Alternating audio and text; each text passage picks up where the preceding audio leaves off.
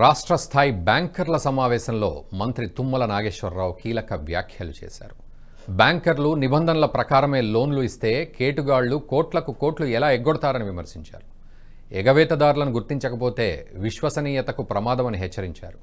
పేదలు పెద్దలకు ఒకే రకమైన న్యాయమా అని తుమ్మల ప్రశ్నించారు. రుణాల విషయంలో బ్యాంకర్లు మానవీయత పాటించాలని సూచించారు.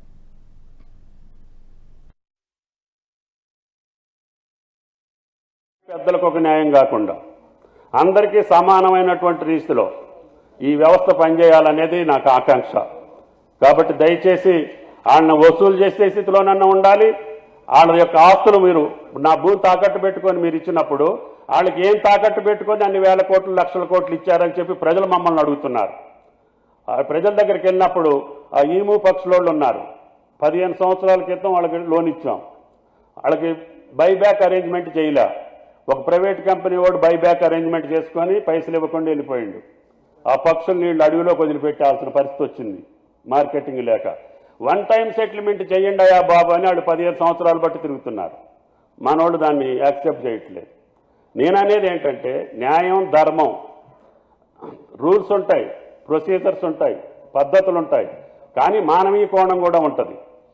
ఆ మానవీయ కోణాన్ని మీ విధులకి భిన్నం కాకుండా, మీ బాధ్యతలకు భిన్నం కాకుండా, మీ నిబంధనలకు భిన్నం కాకుండా ఈ యొక్క ప్రజల్ని సక్రమమైనటువంటి రీతిలో మీరు ఆలోచన చేయాల్సినటువంటి అవసరం ఉంది.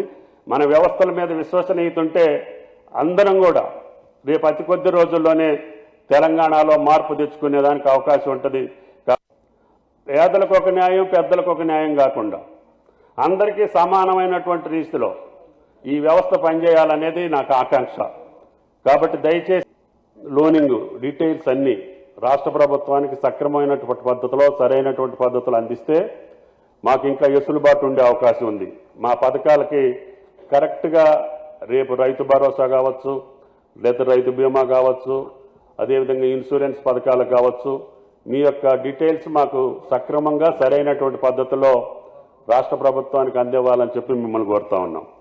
అదేవిధంగా చింతాల గారు ఈ వీడియో మీకు నచ్చినట్టయితే లైక్ చేయండి, 10 మందికి షేర్ చేయండి. అలాగే కామెంట్ల రూపంలో మీ అభిప్రాయాలను మాతో పంచుకోండి. Nationalist hub group of channels ను సబ్స్క్రైబ్ చేసుకుని తెలుగునాట జాతీయవాద జర్నలిజాన్ని ప్రోత్సహించండి. ఈ వీడియో కింద ఉన్న బెల్ ఐకాన్ పై క్లిక్ చేయడం మర్చిపోవద్దు.